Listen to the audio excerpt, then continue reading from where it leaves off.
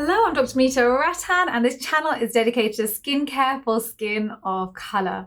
As you know, I'm a doctor, but I'm also a cosmetic formulator specifically for skin of color. Now, with us, we have to be a bit more careful because we can't afford to irritate our skin or burn our skin because it can lead to hyperpigmentation. And that just means that we need to be more educated and more empowered when it comes to our skincare and also our purchasing decisions. And that's really what this whole channel is about. None of my videos have ever been sponsored and they will never be sponsored because this really is just a reference library for you to see which products are suitable for us and which ones maybe we should avoid. Now, today's video is best cleansers to use with retinol. If that sounds good to you, give me a thumbs up. Let's dive right in.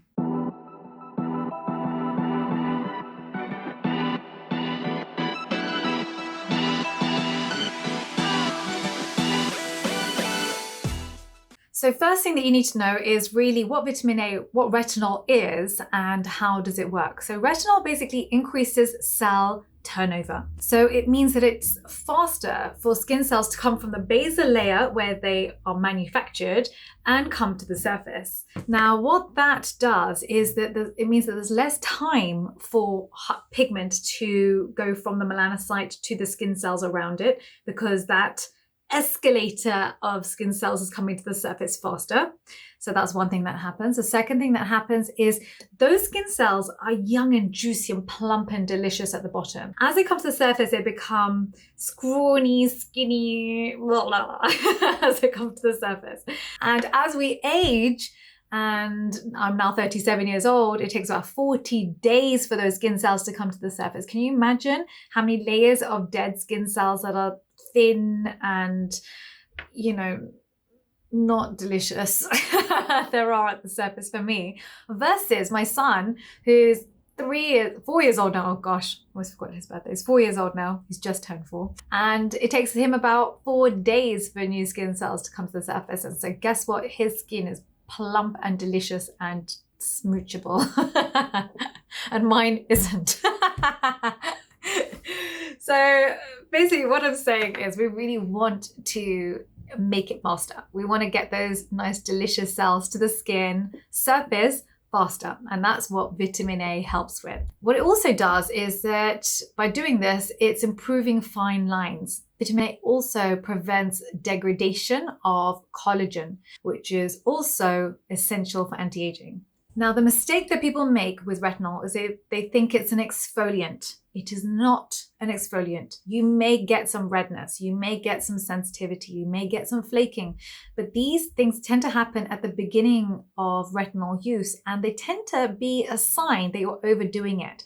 And with skin of color, you really have to listen to your skin. Please do not avoid this little warning that your skin is telling you that you're doing too much. If that's the case, you really need to pull back and stop for a week or so, let your skin recover and titrate, go in slowly. In fact, what I tend to opt for is short contact. And I tend to do the same thing with my dark circles kit. So dark circles kit for periorbital pigmentation initially can be a little bit irritating. And so I often will say, okay, use your eye max for 1 hour, wash it off, and then put your moisturizer on. Don't keep it on all night. I would say the same thing with your retinol. Keep it on for an hour, short contact, get the maximum efficacy tends to take place at the beginning. And then after that, just keeping it on the skin for longer can just continue to irritate your skin without much benefit. So you want to do a cost benefit analysis. And so if your skin is a little bit more sensitive, then I would opt for short contact. Just put on the skin for a short amount of time. An hour is enough, then wash it off and put on anti-inflammatories and your fatty moisturizer. It's also really important not to wear any other irritating ingredients with retinol. Retinol is already quite drying and it can be quite irritating to the skin, especially for skin of color. Just to avoid any PIH, post-inflammatory hyperpigmentation, please don't then combine it with an acid or something else that's going to irritate your skin. I wouldn't exfoliate, for example, at the same time as wearing retinol. You may alternate, do it on different days, but I really would not recommend doing it one on top of the other.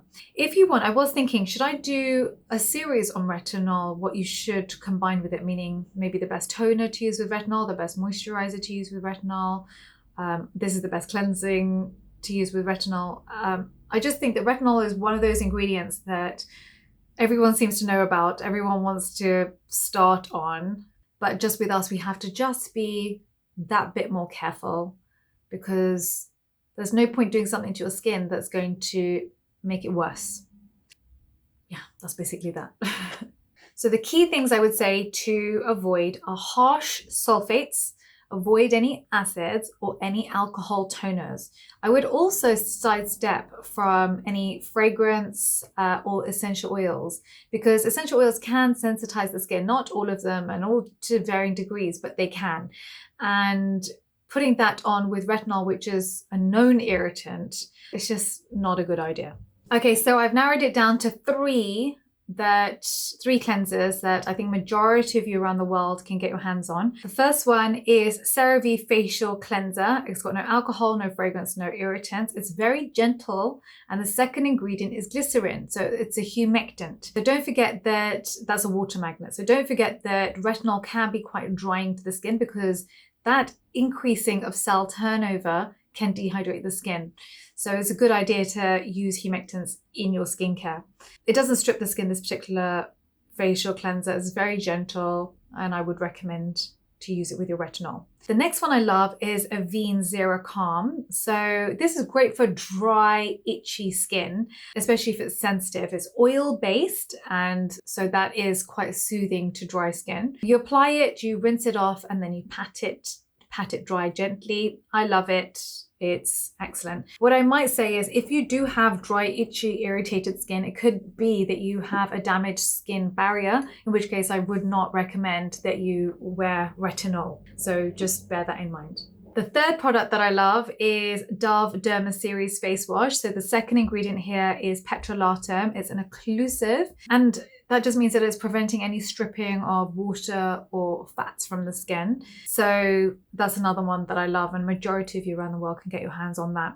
If you want me to do a video on best moisturizers for retinol, can you just write that down below for me as well? I would highly, highly recommend that you watch my beginner's guide to retinol if this is the first time that you're using it.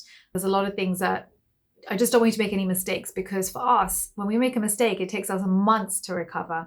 And a lot of us don't have time for that. And you know, interferes with you even having to wear makeup, etc. in your day-to-day life. So I just don't want you to go down that route. Please, please, please do watch my beginner's guide to wearing and using retinol. Don't forget, I'm in the comment section for 1 hour at the launch of every single video.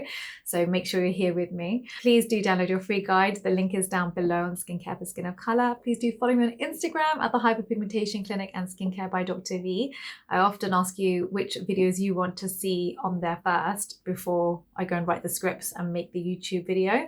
Plus you get to ask me questions, and I really try and answer as many questions as I can on DM. Thank you very much for watching. Bye.